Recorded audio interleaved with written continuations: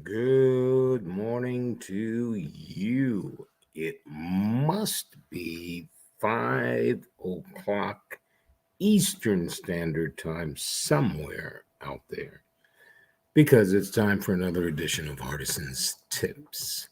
I'm your host, Brandon Hardison, President Champion Strategies, and we do this for all of our brothers and sisters in the vertical of sales, whether it's major account, key account, up and down the street, in home sales, regular retail, copier sales, or automotive sales. So, on this beautiful Tuesday, the 19th of October, let's get this going because you're trying to get to work. We're building upon yesterday when I told you I got an email over the weekend of some people that were considering getting into sales. So we're just going over some of the basics that they may run into. So yesterday's discussion, trying to make sure you do the right thing, ask the right questions. Buyers don't care how much you know until you know how much they care. So moving it forward, we need to understand the prospect's pain. Your product has a singular interest, solving whatever problem that they may be currently experiencing. Going on about the magnificence of your product can only get you so far. So, how does your product benefit that customer directly? That's what we're trying to find out. Use each illustration with a prospect to ask questions to identify their biggest pain points, such as, could you help me understand your business process a little better?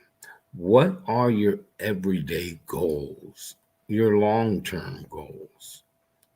What are the biggest concerns and hurdles that you're currently facing? What are your expectations for the solution? Do you have any budget constraints? Or if you solved a particular problem, how much better things would be for you, your department? How so? You see, it's important that you actively listen to the prospect's answers. Too often, salespeople are so engaged with pushing and selling that they forget sometimes the best salespeople listen more than they talk. This way, you can learn a lot about your only prospect that's in front of you, but also your own product and how it will better suit them. Remember, when I said to you yesterday, buyers don't care how much you know until they know how much you care. And how do we do this? By the weight of our questions. Do they get the customer to analyze, to speculate, to really get involved with the question that you asked? Offer a solution focused on the buyer's pain point. Sales pitches work best when you show prospects that you understand their obstacles and that your product has the capability of solving those problems for them. So, know your customer in advance. In other words, your prospects are looking for answers and they expect you to provide with them. One of the best sales tips to prepare in advance for all meetings is with the information you need is to give your prospects to turn you into a customer. Now, when we do that, this includes so much about what their current situation is that possible, and saying shows you them in their environment. Being well prepared for a meeting demonstrates not only your competency but also your knowledge and your ability on how to present and get to the customer's pain. Sure, there'll be times that you just have to show up, or maybe even when a prospect call is out there, it's just a simple stamp of approval and move forward. In these cases, it's very important to have quick access to any information your average customer may need so you can be able to start the process. But be sure that you've handled these things because no one else will know but you. Your bosses are back at the office. So, what's the goal for the call for you? Why am I here right now? What do I need to find out during that call?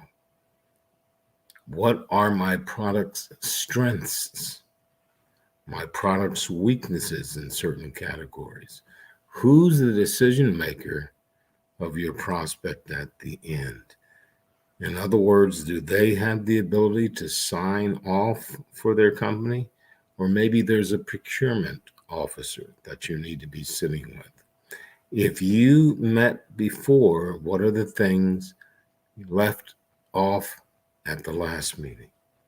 A surprising amount of sales reps don't take the time to research the prospect or prepare for the sales call, which only undermines their efforts and leaves a poor impression for their prospect.